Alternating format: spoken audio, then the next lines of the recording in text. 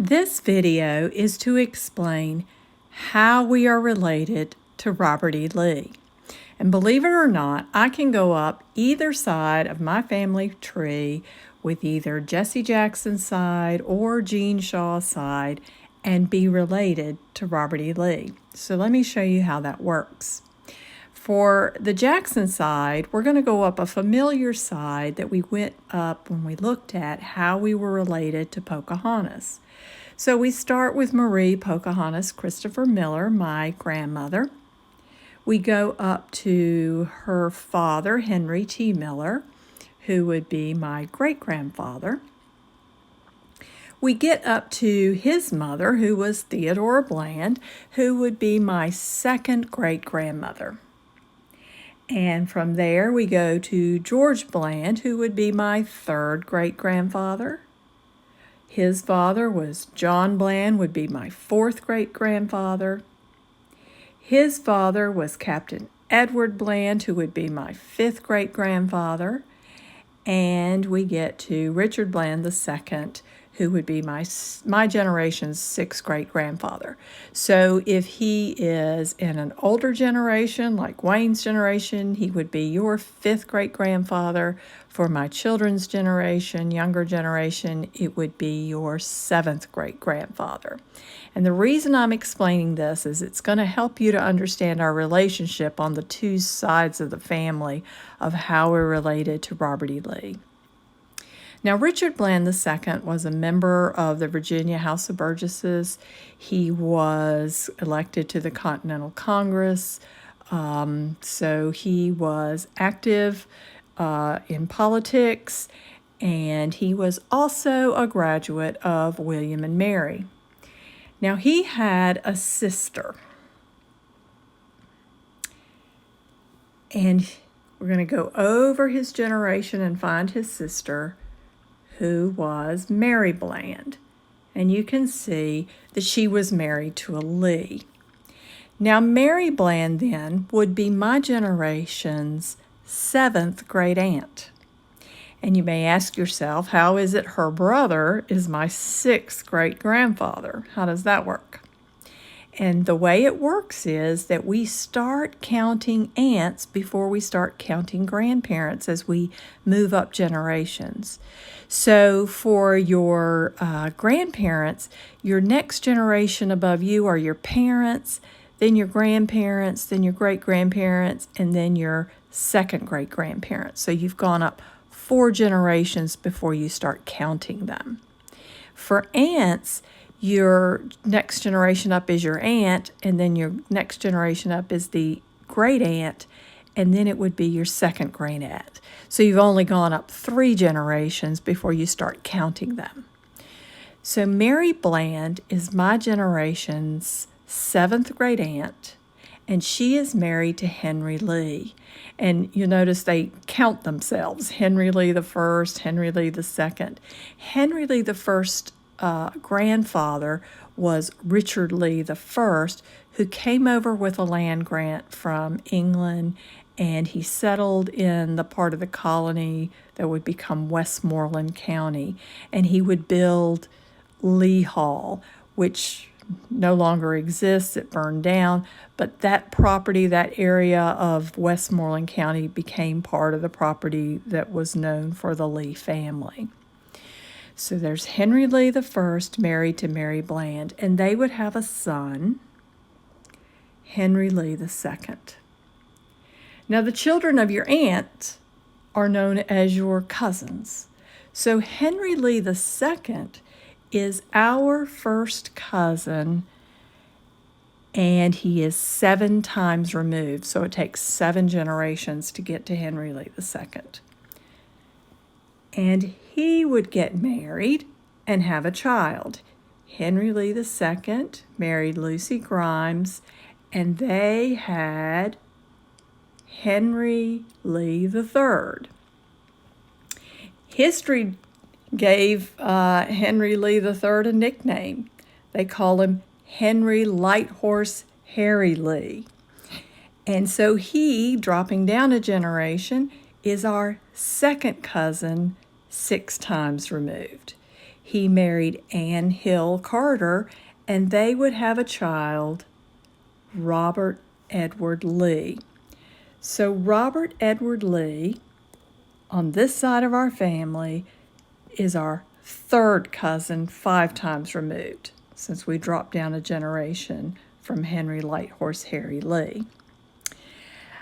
So that's how we get to Robert E. Lee on the Jackson side. What about on Mama's side?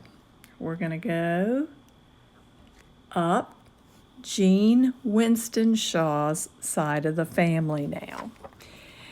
And her mother was Roberta Winston James. She was married to William Buford Shaw Sr. Roberta, or Mama as we knew her, was our grandmother, and her mother was Virginia Taylor. And we knew her as Jen. And she was married to William Winston James, as you can see, who died long before we were able to meet him. But we did know Jen. She died in 1967, and so Rob and I actually got to know her in a way. She was very elderly by the time we knew her. But her mother was Emily Morris Taylor, and her husband was James Winston Taylor, and we're going to get into those Winstons and Taylors in a future video. But Emily Morris Taylor's father was Edmund Carter Taylor. So Emily Morris would have been our second great-grandmother. Edmund Carter Taylor is our third great-grandfather. And his mother was Elizabeth Wormley Berkeley. And there's another well-known name in first families of Virginia, the Berkeley family. Her mother was Catherine Spotswood Carter. And so Catherine Spotswood Carter, there's another couple of surnames famous in first families, Spotswood and Carter. And Catherine Spotswood Carter, our fifth great-grandmother, was born at Shirley Plantation. And she had a sister. And we'll move over to her side of the sister. Someone we've already seen, Anne Hill Carter, the mother of Robert E. Lee, the wife of Henry Light Horse Harry Lee. And so Anne Hill Carter is our sixth great aunt. And since we know our aunt's children are cousins, on this side of the family, Robert E. Lee is actually our first cousin 6 times removed. He's a third cousin 5 times removed on Dad's side and 6 times removed on this side. It's just the way the generations count out. Now I want to show you something interesting about Robert E. Lee's family. I've talked about how interrelated these first families are. So I want to talk about his family and his wife. His wife was Mary Ann Randolph Custis. Another 2 surnames, Randolph and Custis, known in first families. And let me look at her family for a moment, because her father was George Custis. His father was John Parke Custis, and his mother was Martha Dandridge. Martha Dandridge was married to Daniel Parke Custis. And you can see she was a lot younger than Daniel Parke Custis, and he would pass away when she was in her 20s. And so Martha Dandridge remarried, and her new husband, George Washington. So this is actually Martha Washington. And you can see that she was the great-grandmother of Robert E. Lee's wife. So if you've ever wondered how many generations does it take to go from building a republic to rebelling against it, Not very many, maybe about 3. And consider this as well. Robert E. Lee's father, Light Horse Harry Lee, gave the eulogy at George Washington's funeral. So you talk about intermarried. Let me show you something else. Robert E. Lee's son, William Henry Fitzhugh Lee, there's another surname of first families, Fitzhugh, married Mary Tab Bowling. Where have we heard that Bowling name? Well, we heard it in the last video when we looked at how we were related to Pocahontas.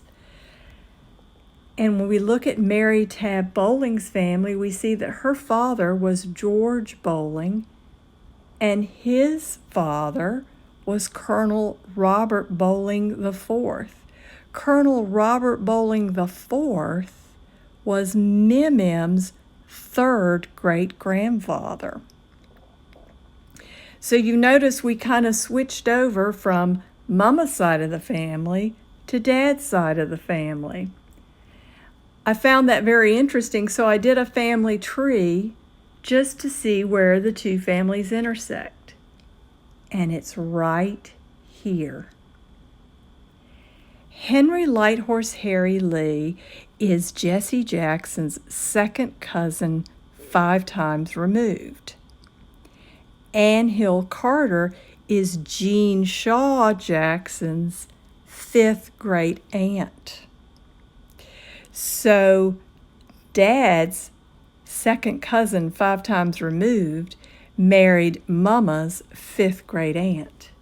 And as they say, the rest is history. Until next time.